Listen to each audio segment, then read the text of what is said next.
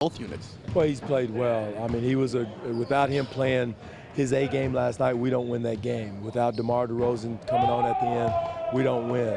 And we can't play 2 out of 4 quarters as a team. We got to come out, string the quarters together. We've always been a slow starting first quarter team, but for whatever reason, we had a couple of stinkers last night. So we got to string those together. But without Kyle playing his A game, playing the way he did, playing with force, setting the tone for us in those quarters, we don't win. So how do you walk away from that game knowing that, in a couple of the games this season, you guys were in a good position to win the game. It didn't go your way. In the game with Brooklyn, you guys really solidified and shut it down, but it was mostly Kyle Lowry. Well, again, it's a team game. Kyle is the leader of that. But we've got to make sure that we got the 9 guys in the rotation, 10 guys in the rotation are pulling their weight. Everybody's got to pull their weight each and every night.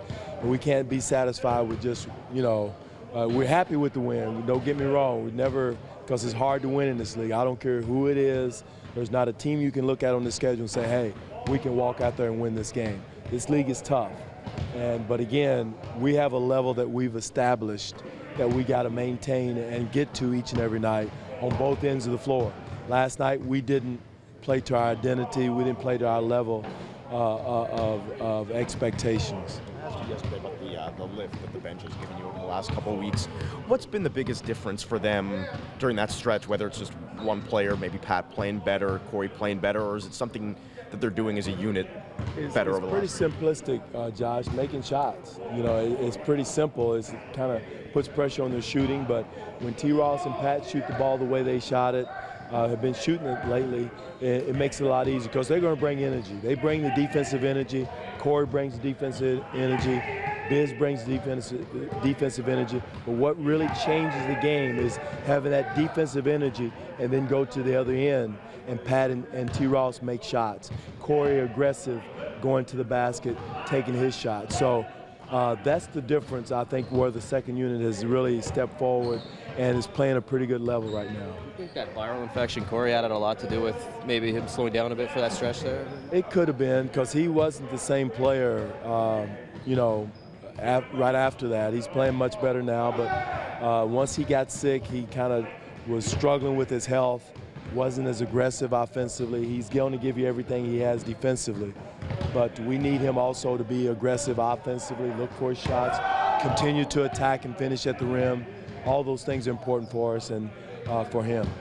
For Pat and Terrence, like you were saying, is that just on the offensive end about confidence, seeing the ball go through the rim as much as it has? Yeah, more so than that, Josh. Just seeing the ball go, because both of them are great shooters.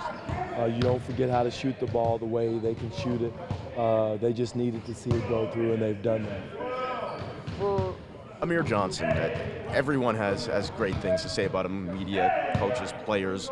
But what made him such a fan favorite? Why do fans embrace him, or why have they embraced him as much as they have? Because Amir plays with a pure heart. He plays, there's no agendas. He's about the team. He's about winning. He's about giving everything on the court.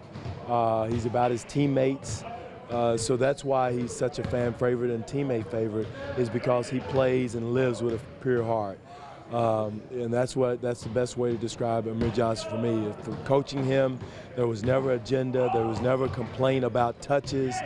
Never complain about plays not being called for him, but each and every night you knew what you were going to get from Amir Johnson. Whether he was healthy or not healthy, he was going to give you the same effort. Still weird seeing him in green? It's still weird seeing him in green and not in the red and white. But again, tomorrow night he's the enemy. I love him. I'll see him this summer, but tomorrow night he's the enemy. Speaking of green, division rivals Celtics up next. They're a different style of team in that they haven't clearly established a go-to guy. So how do you game plan and scout for a group like that? Very difficult, because they're a team of hard-playing guys. They play with force, play with extreme confidence. They averaged about 25 fast break points a game. They had 31 last night. They're playing probably some of their best basketball right now. We got to bring our A game tomorrow night, or they're just going to push us around, beat us up. If we come out and play in mud. We've got to come out and play with force, which I think we'll do. We can't come out and play like we did in the first quarter last night. the way we did against Brooklyn. So Boston is playing as one, like you said, our division rival. They're one of the playoff teams in our conference, playing at a very high level. Isaiah Thomas is playing like an all-star right now. So you got a lot of factors going into the game tomorrow night.